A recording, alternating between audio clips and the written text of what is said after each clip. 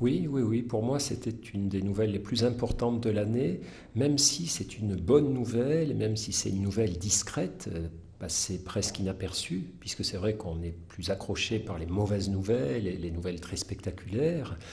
Mais vous savez, j'aime bien ce proverbe qui dit l'arbre qui tombe fait toujours plus de bruit que la forêt qui pousse, et on se fait plus accrocher, et l'actualité fonctionne justement aux arbres qui tombent, au lieu de souligner que la forêt pousse par derrière également. Et cette décision du gouvernement japonais, cette annonce du gouvernement japonais d'interrompre toute leur activité nucléaire à quelques années d'ici, me semble représenter un très bon exemple de ce qu'il faut faire partout, c'est-à-dire d'une part tenir compte des crises ou des drames qui se produisent, rien de pire finalement que de vivre une catastrophe nucléaire sur son sol et puis de continuer comme avant, et d'une part essayer d'impulser ces changements à l'ensemble des autres pays.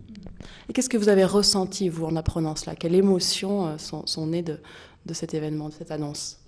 Alors les émotions que j'ai ressenties, c'était plutôt pas des émotions fortes, plutôt des émotions de basse intensité mélangées, ce que moi j'appelle les états d'âme. C'est-à-dire à la fois bien sûr plutôt une tonalité positive, j'étais content d'apprendre cette nouvelle, ce qu'on appelle un soulagement de l'inquiétude suivi d'un arrêt de l'inquiétude ou d'un allègement de l'inquiétude, mais aussi de la tristesse qu'il ait fallu en arriver jusqu'à cette crise, jusqu'à ce drame, jusqu'à ces morts, jusqu'à ces siècles de pollution qui menace maintenant le Japon et toute la région.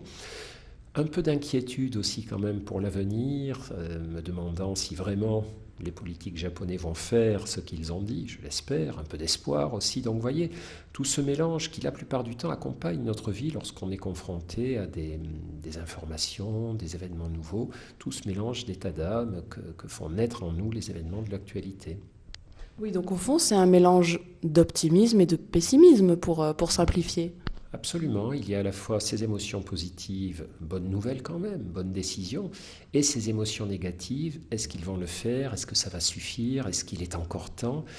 Voilà, et on part avec ce petit mélange dans le sac en espérant que le positif finalement peu à peu va l'emporter sur le négatif.